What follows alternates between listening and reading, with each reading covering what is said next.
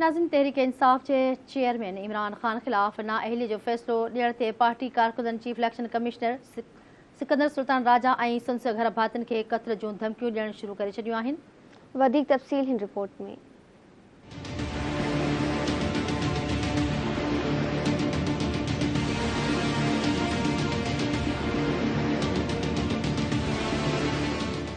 तहरीक इंसाफ के चेयरमैन इमरान खान खिलाफ नाअहली जो फैसलो ॾियण ते पार्टी कारकुननि चीफ इलेक्शन कमिश्नर सुल्तान सिकंदर राजा ऐं संदसि घर भातियुनि खे क़त्ल करण जूं धमकियूं ॾियण शुरू करे छॾियूं आहिनि।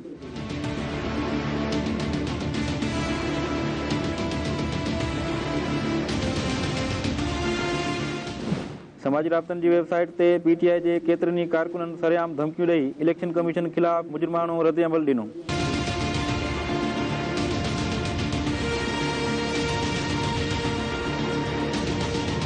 खुरम मलियाम नाले शख्स सोशल मीडिया ते धमकी वारी वीडियो शेयर कई, जिन ते PTI जो हिकु अॻवान बि इलेक्शन कमिश्नर खे खुलियल लफ़्ज़नि में धमकियूं ॾेई रहियो आहे।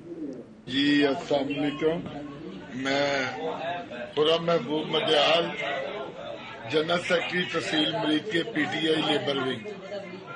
मैं इस टाइम उमरे की शहादत वास्ते आया वा सऊदी अरब। मैं इंशाल्लाह एक दो दिनों की फ्लाइट से वापस आ रहा। इलेक्शन कमिश्नर को मैं एक मैसेज देना चाहना, इलेक्शन कमिश्नर पाकिस्तान छड़ के चल जाए, दुनिया के जितने भी होएगा मैं बताते खुद तेनों भी मारांगा, तेरी फैमिली ने भी मारांगा। PTI अॻवान ऐं नाले वारे कानूनदान हसान न्याज़ी समाजी राब्तनि वारी वेबसाइट ते लिखियो त इलेक्शन कमिश्नर राजा सिकंदर खे ॻाढ़ी लकीर पार करण ते सख़्त रद्द अमल खे मुंहुं ॾियणो पवंदो।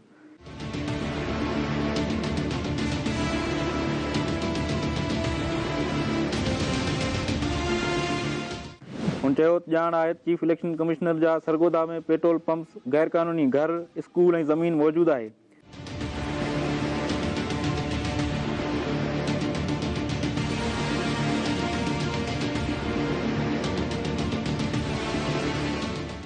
ॿिए तरफ़ हुकूमत परॾे में वेही धमकियूं ॾींदड़नि खे ॾे वापसि आणण ऐं पासपोर्ट रद्द करण ते गौर शुरू करे छॾियो आहे।